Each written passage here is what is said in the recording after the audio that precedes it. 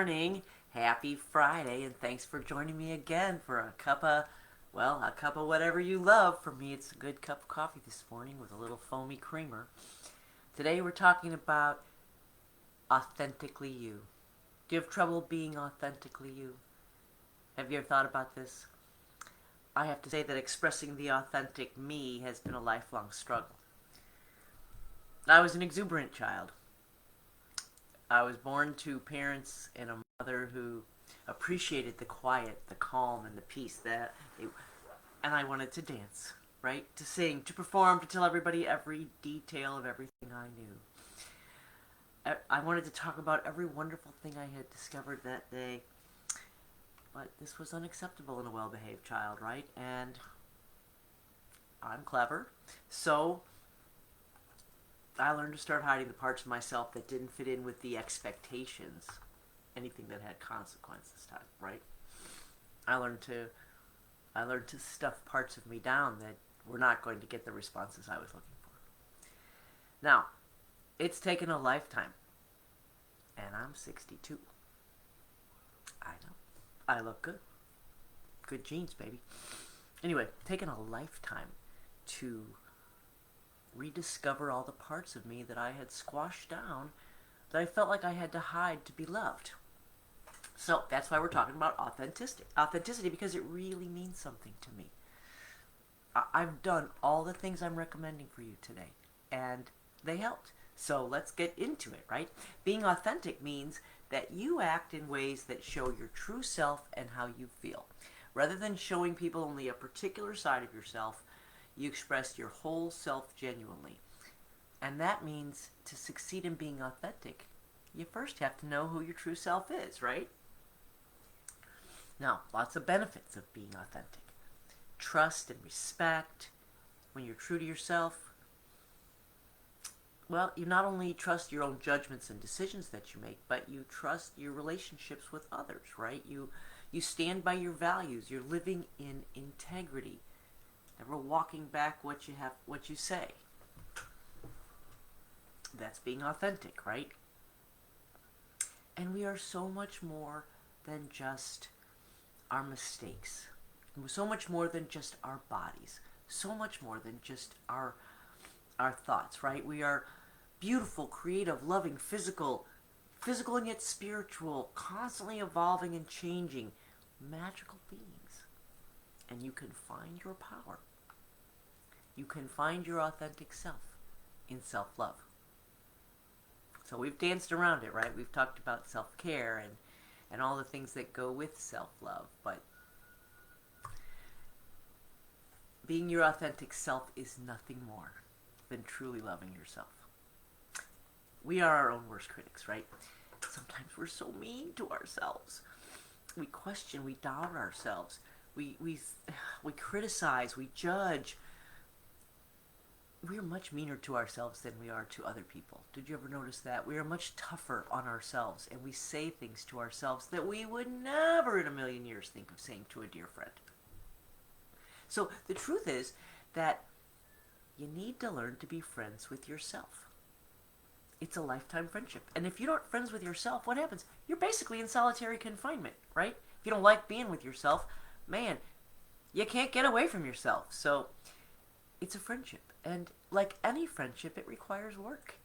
It doesn't just happen, right? We spend so much time thinking about what others are seeing, what others are thinking about us, what others see, how others see us, how they're judging us.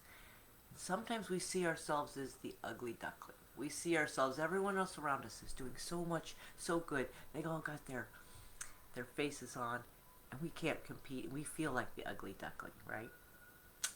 Doesn't mean that we don't have a critical part. Doesn't mean that it's not. Doesn't mean you have to not have a critical part. But instead of letting that critical part control you, instead of cowering under those critical statements, have a dialogue. This is a friendship. Have a dialogue with that voice. Help them remember, that's not all of me. There's more than this. Speak our truths. Accept our realities. Accepting ourselves as we are. Understanding ourselves. loving ourselves exactly as we are right this minute. That's the goal, right? My mom used to say, guts, feathers, and all. We're going to love it, guts, feathers, and all. Because the more we love the whole of ourselves, the more we can be ourselves, right? Try accepting yourself just as you are. Don't give a damn about what they say.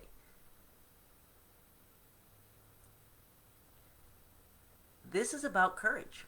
This is about how much courage do you have to express the more quirky and exotic pieces of you.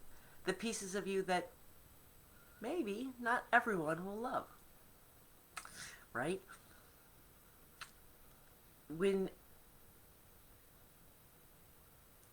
How much courage do you have to show those exotic elements, or are you terrified of that? Right? We wish everyone could accept us, or that we didn't. And I kind of wish sometimes I didn't crave those feelings of acceptance. Because let's face it, we do. We can talk about we don't care what other people think, but how many times do you look at your Facebook likes all day? Who liked me? Who liked my post? Who liked my comment? Right? Becoming what everyone else expects of you, or what others think you should be, is not giving the world the greatest gift that there is, which is you, which is what you expect you to be, which is 100% of you in all of your spectacular, funny, quirky, messy, maybe sometimes not perfect self. Right? The good, the bad, and the ugly. That's right. We're gonna love it. The good, the bad, and the ugly. Because learning to love it all means not just loving the good. You know, it's easy to express our positiveness. If you don't find a way to express your uniqueness, you are robbing the world of the one and only chance to see what you bring. There's no one else like you. No one else is going to get up today and put into the world what you're going to put into the world. And when you hide that light, or when you shield it, or when you mask it to please the crowd, we're not getting that gift, right? When you start to belong to yourself, when you live your own life, you develop compassion for those around you. This is the goal. The goal here is to live your life in a way that is very clear to everyone around you exactly what you value. That's the secret, right? Put your values out there. Let everybody know what you think. It's hard.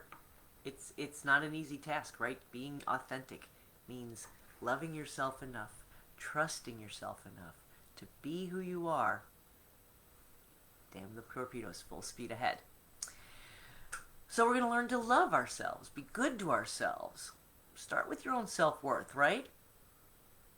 Sometimes when you're your authentic self, it's really, other people may not like it. You may disappoint other people. You make decisions based on what's good for you. You may disappoint or even anger those around you. This is such a powerful force.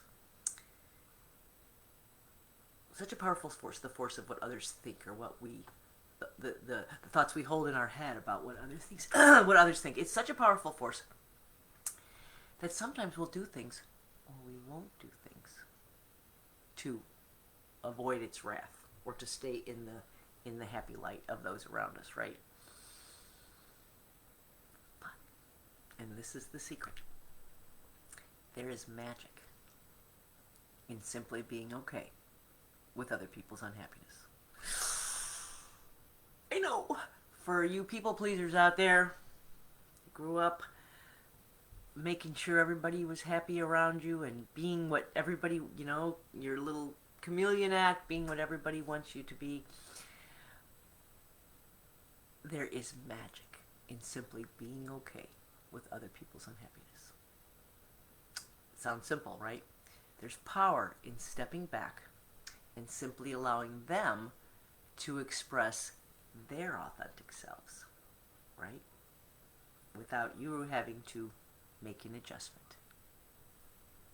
The truth is, once you start practicing this, once you can live your truth, see the uncomfortableness around you, feel that awkward place where you want to step in and change what you said because you want everybody to like you, right? Once you can just live through that moment, you realize you lived through the moment. Most of the time, nothing happens. Most of the time, people go, shrug and move on. A lot of the times, you have inflated the importance of your own actions in other people's minds to the point that you're letting them control you when they're not thinking about you, right? And if they are, well, then they have to learn to live with their own thoughts and be their own best friend too. For me, once this initial feeling was over, once I realized that what had seemed like it was going to be the most unacceptable moment to me, what had seemed I was so afraid of, so sure was just going to consume me in unhappiness, once I lived through that moment, and the moment passed, and that awkwardness passed, and everybody kind of moves on, I found that thing that I thought I was unable to bear was actually that thing that made me feel better. Made me feel lighter, truer to myself, proud of myself. And each time I choose myself, I feel more of this, right? I feel more proud and more happy and less worried about what others think. What others thought or said become less and less important to me as I stand in my own truths, because now I say, I know my value. I know what I value. I want to make that clear to everyone around me, and that's who I am. When you can do that, everything else, just a situation, right? So, the 4 steps to an authentic you. Hold on one second. Again, technology trouble. This is bad preparation. Oh, and I can't do it. Okay, well, we're going to live with this the best we can, right? Know yourself. So, number 1, you're going to list your strengths and your weaknesses, right? The number 1 thing about being authentically you, how can you be authentically you if you don't know who you are, right? You know who you are, but sometimes thoughts and ideas and emotions are just miasma. They're just floating around in emotion, right? In ether. And when we take them and put them into concrete thoughts and write them down, we give them power. And it helps us know ourselves. So we're going to make a list of both your strengths. Again, good, bad, and the ugly, right? What are your strengths? What are your weaknesses? What are you going to lead with? What do you want to protect? Some people are good problem solvers. Others are good listeners. What's the strength you bring to the table that you're going to put into effect in a moment of need, right? Research shows that knowing and using our top strengths makes us feel authentic. It gives us a sense of fulfillment and connected to passion, even flow, right? So when you know yourself, you're getting in touch with your core values, right? Now, what are my core values? We have an internal warning system, right? This is anytime we step outside those values, right? You know this. Anytime we step outside of your values or your boundaries or your kind of your rules for yourself, where you want to live, who you want to be, there's a little internal warning system that goes off, right? It's called guilt, shame, anger. Emotions are the smoking guns to let us know what's going on inside, right? So be aware. Don't hide from those feelings. We're not going to squash them down. Pull them up, examine them. What are they? Maybe you're carrying some resentment. Maybe you got some anger. That's okay. You're going to work on it, but right now you just know that it's there, and I'm going to protect myself from it. I'm going to protect myself from allowing that anger to hijack my response or take over and make me say something I don't want to. But I'm aware of it, so I can manage it, right?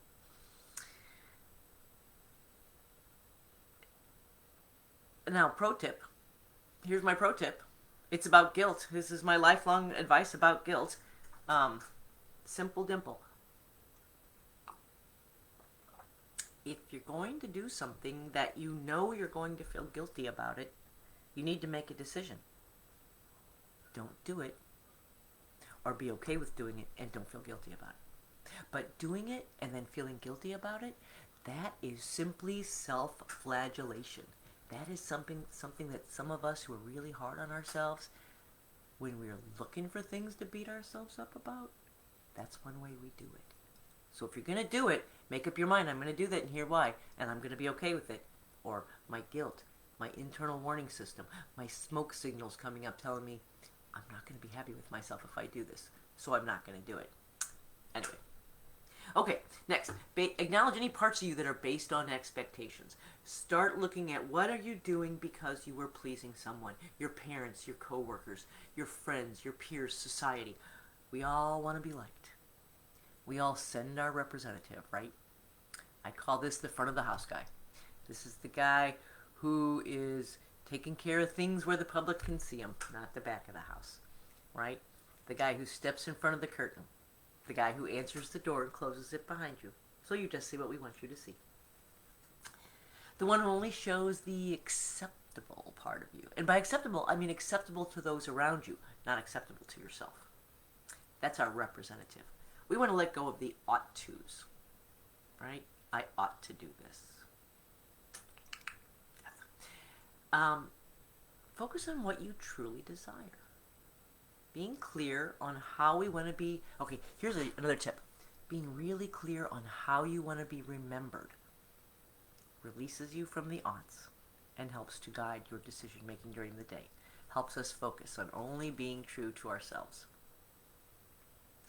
Right? So, then we got after that. And the last thing is, the tree of life. Not all branches are equal. Being your authentic self doesn't mean you have to share your deep, dark secrets with strangers, right? You get to have levels of relationship, levels of intimacy, levels of sharing that is still perfectly okay. You don't have to share with everyone in exactly the same way, and you're not being inauthentic if you are adapting to situations, right? We're simply performing our part in the play. We play many characters. Just make sure that they all embody the core values that you do. So, let's see, as we finish this up, we're talking about our authentic self, and so we go to the quote board, which says, when you're authentic, you create a certain energy. People want to be around you because you're unique. Only one of you. Find that uniqueness and let it shine.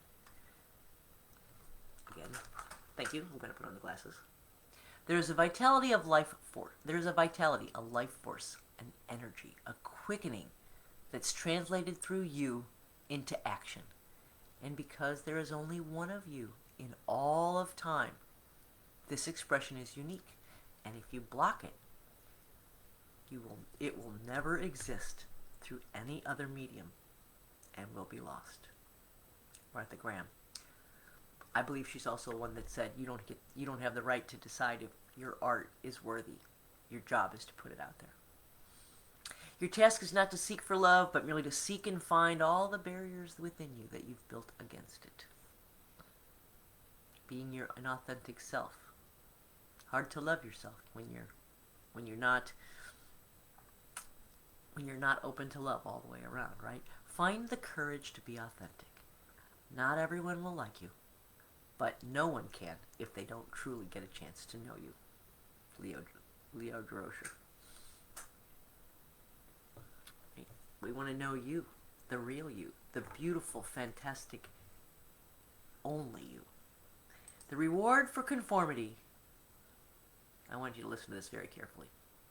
I've never prized conformity, but sometimes we give in to that, right? The reward for conformity was that everyone liked you, except yourself.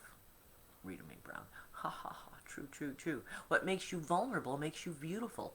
There's a word for that. It's authentic. Tim Brown. If you are your authentic self, then you have no competition. half of our trouble, comparing ourselves to others, right? Making up trouble that doesn't exist. If you're your authentic sis, you're competing with no one. There's no one to compare you to. When you show up authentic, you create the space for others to do the same. Walk in your truth. So, that's our Friday show. Authentic self. I'm going to have announcements on Monday. Monday. I'll be announcing the title of the show as we formalize it and move to YouTube. We'll still be on Facebook Live, of course, but maybe on YouTube as well. So, great things coming. Thanks for watching, and I'll see you next time, and make it a happy day.